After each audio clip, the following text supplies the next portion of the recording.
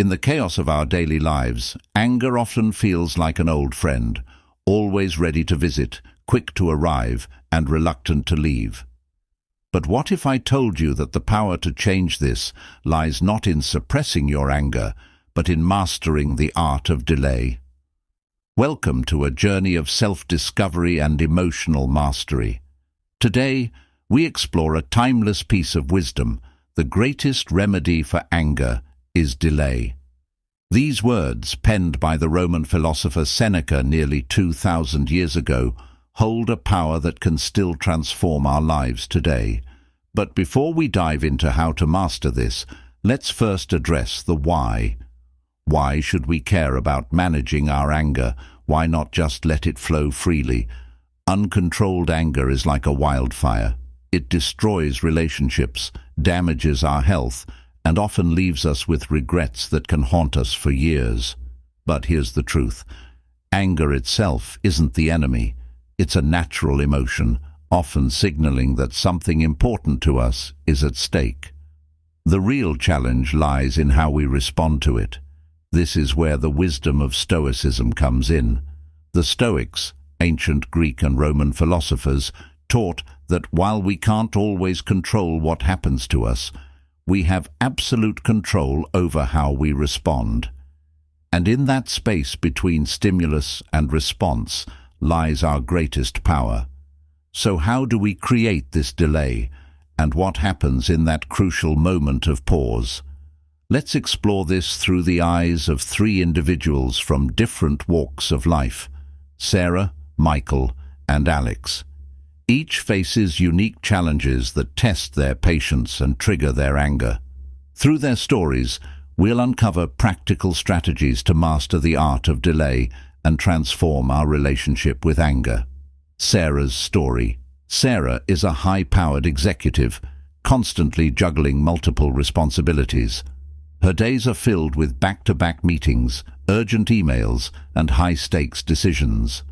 One day during a meeting, Sarah looks increasingly frustrated as a colleague presents a poorly prepared report. In that moment, Sarah feels her anger rising. The old Sarah might have lashed out, criticizing her colleague in front of the entire team, but Sarah has been practicing the art of delay. As she feels the heat of anger building, she remembers the words of Marcus Aurelius: "You have power over your mind, not outside events. Realize this, and you will find strength." In that moment of delay, Sarah asks herself three crucial questions. What is within my control in this situation? How would my best self respond to this? Will this matter in a month from now? By creating this pause, Sarah gives herself the space to respond thoughtfully rather than react impulsively. She chooses to address the issue constructively, turning a potential conflict into an opportunity for improvement. Michael's story. Now, let's meet Michael. As a high school teacher, he faces a different set of challenges. Dealing with teenagers all day requires patience, understanding, and often a thick skin. One day in class, Michael faces a disruptive and disrespectful student. His anger builds as the student's behavior threatens to derail the entire lesson. But Michael, too, has learned the power of delay. In that moment, he recalls Epictetus's words: "It's not what happens to you, but how you react to it that matters." During his brief moment of delay, Michael reflects on three key points. This student's behavior is not a personal attack on me. There may be underlying issues causing this behavior. How can I turn this into a teaching moment? By creating this pause, Michael transforms his anger into empathy and turns a potential confrontation into a meaningful interaction. Alex's story. Lastly, we have Alex, a stay-at-home parent. While not in a traditional workplace, Alex faces countless daily situations that can trigger anger and frustration. One afternoon, while in the grocery store, Alex's child throws a tantrum. Alex feels a wave of anger and embarrassment, but Alex has also learned the art of delay. In that brief moment, Alex recalls the words of Seneca. He who is not angry at the sight of evil is not virtuous, but he who does not preserve his calmness amidst his anger is not wise. During this brief moment of delay, 3 thoughts come to mind. My child isn't giving me a hard time, they're having a hard time. How can I address the underlying need causing this behavior? This too shall pass. By creating this pause, Alex transforms anger into understanding, responding to the child's needs rather than reacting to the behavior. Conclusion. Sarah, Michael, and Alex show us that the art of delay is not about suppressing anger, but about creating a space for wisdom to enter. In this space we can choose our response, aligning our actions with our values rather than our immediate emotions. But how do we cultivate this ability to delay our anger, and what happens in our brains during this pause? Crucial moments, the science of delay. Stay tuned as we delve deeper into the science of anger, the philosophy of the Stoics, and practical techniques you can use daily to master the art of delay. As we dive into the art of delaying anger, let's explore what happens in our brains during those crucial moments of pause. When anger rises, our amygdala, the brain's emotional center, triggers stress hormones, activating our body's ancient fight-or-flight response to prepare us for immediate action. However, this quick trigger response often does more harm than good in our modern world. This is where the power of delay comes in. By consciously pausing, even for just a few seconds, we activate our prefrontal cortex, the part of our brain responsible for rational thinking and decision-making. This simple act of delay allows us to shift from reacting emotionally to responding thoughtfully. Building the habit of delay. But how do we build the habit of delay? Like any skill, it requires practice and patience. Let's explore some practical techniques you can use in your daily life. The 5-5-5 rule. When you feel anger rising, ask yourself, will this matter in 5 minutes, 5 months, 5 years? This simple mental exercise helps put the situation into perspective, often revealing that our anger is disproportionate to the problem. Box breathing. Inhale for 4 counts, hold for 4, exhale for 4, and hold for 4. Repeat this cycle 4 times. This technique, used by Navy SEALs, helps calm your nervous system and creates that crucial moment of delay. The Stoic pause. When faced with a triggering situation, mentally step back and observe it as if you were a neutral third party. Ask yourself, what would a wise person do in this situation? This creates emotional distance and allows for a more rational response. Reframing. During your delay, try reframing the situation. Instead of seeing it as a threat or attack, can you view it as a challenge or an opportunity for growth? The "is it true" technique. When angry thoughts arise, ask yourself, is it true? Often our anger is based on assumptions or misinterpretations. This question helps us pause and reassess the situation. Remember, the goal isn't to never feel anger. Anger is a natural and sometimes useful emotion. The aim is to create a space between the trigger and our response, where we can choose how to act. Real-life applications. Let's return to our 3 friends, Sarah, Michael, and Alex, and see how they implement these techniques daily. Sarah's application of the 5-5-5 rule. Sarah, our executive, has made the 5-5-5 rule a regular part of her mental toolkit. In a recent high-stakes negotiation, she felt her anger rising when the other party made what seemed like an insulting offer. But before responding, she quickly ran through the 555 questions. While the offer was frustrating, she realized it wouldn't matter much in 5 months or 5 years. This perspective allowed her to respond calmly and continue the negotiation productively, eventually reaching a mutually beneficial agreement. Michael's use of box breathing. Michael, our high school teacher, has been practicing box breathing. One day, a student repeatedly disrupted his class, testing his patience to its limits. As he felt his anger building, Michael excused himself momentarily and stepped into the hallway. There, he practiced 4 cycles of box breathing. Those 64 seconds of focused breathing gave him the clarity to return to the classroom, calm and centered. He addressed the student's behavior firmly but compassionately, turning a potential blow-up into a teachable moment. Alex's embrace of the Stoic pause. Alex, our stay-at-home parent, has embraced the Stoic pause. During a particularly challenging day, when everything seemed to be going wrong, Alex's child spilled juice all over a freshly cleaned floor. In the past, this might have been the last straw. But Alex paused, mentally stepped back and asked, "What would a wise parent do in this situation?" This moment of reflection helped Alex see the incident not as a deliberate provocation, but as a normal part of a child's development. Instead of yelling, Alex turned the cleanup into a game, teaching responsibility while maintaining a positive atmosphere. These real-life applications show us that the art of delaying anger is not just a philosophical concept, but a practical tool we can use every day. What happens when anger feels too strong to delay?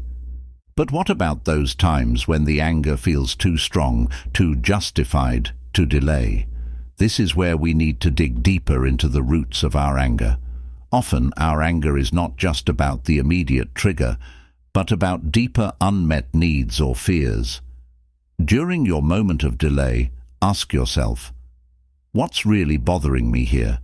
Am I feeling disrespected, insecure, or powerless? Understanding the root cause of our anger can help us address the real issue rather than just reacting to the surface trigger. Consider the Stoic philosopher Epictetus, who said, "People are not disturbed by things, but by the views they take of them." This profound insight reminds us that our anger often stems not from the situation itself, but from how we interpret it. Mastering the art of delay, a path to emotional strength. By delaying our initial angry response, we give ourselves the chance to reassess our interpretation and choose a more constructive perspective. Let's practice this right now. Think of a recent situation that made you angry. Got it? Now, let's apply the art of delay retrospectively. Take a deep breath and create some mental distance from the event. Ask yourself, what was my interpretation of this situation that led to anger? Is there another way to view this situation that doesn't lead to anger? What need of mine wasn't being met at that moment? If I could go back, how might I respond differently? This exercise isn't about judging your initial reaction. It's about training your mind to create that crucial delay in future situations, giving you the space to choose your response. Delaying anger doesn't mean being a pushover. Now, let's address a common misconception. Delaying anger doesn't mean being a pushover. In fact, it's quite the opposite. By mastering the art of delay, we can address issues more effectively and assert ourselves more powerfully. When we respond with calm clarity rather than reactive anger, our words carry more weight and our actions have more impact. Consider the words of Marcus Aurelius. The nearer a man comes to a calm mind, the closer he is to strength. This strength allows us to stand firm in our principles without being swayed by the winds of anger. It enables us to say no firmly but respectfully, set boundaries without burning bridges, and address conflicts constructively. Applying calm strength. Real-life examples. Let's see how Sarah, Michael, and Alex apply this strength. Sarah. Recently, Sarah had to confront a team member about consistently missing deadlines. In the past, her frustration might have led to an angry outburst that would damage their working relationship. Instead, Sarah used the Stoic pause to collect her thoughts. She then had a calm, focused conversation with her team member, clearly communicating the impact of missed deadlines and working together to find solutions. Her calm strength led to a productive dialogue and improved performance rather than defensiveness and resentment. Michael faced a challenging parent who was angry about their child's grade. Instead of becoming defensive or angry in return, Michael used the "is it true" technique to examine his assumptions about the parent's intentions. He realized the parent's anger likely stemmed from concern for their child's future. With this perspective, Michael was able to have a constructive conversation, explaining the grading process clearly and discussing strategies for the student's improvement. His calm, empathetic approach turned a potential confrontation into a collaborative effort to support the student. Alex had to deal with a neighbor whose dog constantly barked, disturbing Alex's child's nap times. Instead of angrily confronting the neighbor, Alex used reframing to view the situation as an opportunity to build a better neighborhood relationship. After calming down, Alex approached the neighbor, explained the situation, and suggested they work together to find a solution. This approach led to a friendly conversation, where they discovered the dog was barking due to separation anxiety. They were able to brainstorm ideas to help the dog and maintain peace in the neighborhood. In each of these situations, delaying the initial angry response allowed for a more effective resolution. This is the true power of delay. It doesn't just help us avoid the negative consequences of anger, it also opens up possibilities for positive outcomes that anger would have prevented. When delay doesn't seem possible, the role of mindfulness. But what about those times when delay doesn't seem possible? When the anger rises so quickly and intensely that we react before we can even consider delaying. This is where the practice of mindfulness comes in. Regularly practicing mindfulness in our daily lives can increase our overall awareness of our emotions, making it easier to catch anger early before it overwhelms us. Try this simple mindfulness exercise several times throughout your day. Take a moment to check in with yourself. What emotions are you feeling right now? Where do you feel them in your body? Are your shoulders tense? Is your jaw clenched? By regularly tuning into your emotional state, you'll become more adept at noticing the early signs of anger, giving you more opportunities to apply the art of delay. Self-compassion in the journey of delay. Remember, mastering the art of delay is a journey, not a destination. There will be times when you succeed in pausing before reacting, and there will be times when anger gets the better of you. The key is to approach this practice with self-compassion. As Epictetus said, "We should not be angry with ourselves when we fail, but should keep educating ourselves without any sense of hostility." Each time you successfully delay an angry response, celebrate that victory, no matter how small.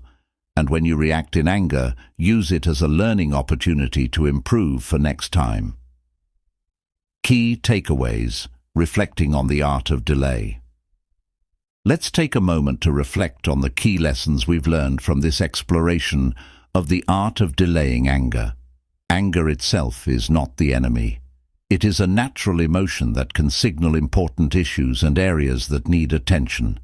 The power lies in the pause.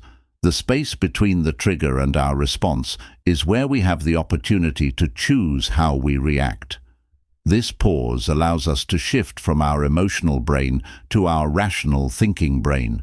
It gives us the clarity to respond thoughtfully instead of reacting impulsively. Techniques like the 5-5-5 rule, box breathing, and the Stoic pause help us create this crucial delay in the moment. Delaying anger isn't about suppressing it. It's about choosing our response wisely, rather than letting anger control us. Mindfulness practice helps us catch anger early, By regularly checking in with our emotions, we can create more opportunities for delay before anger overwhelms us. Mastering the art of delay is an ongoing practice. It requires patience, self-compassion, and a commitment to personal growth. Viewing anger as an opportunity. As we move forward, I encourage you to view each instance of anger in your life as an opportunity to practice the art of delay. Start small. Create even a few seconds of pause when anger arises. Over time, these small delays will grow longer, giving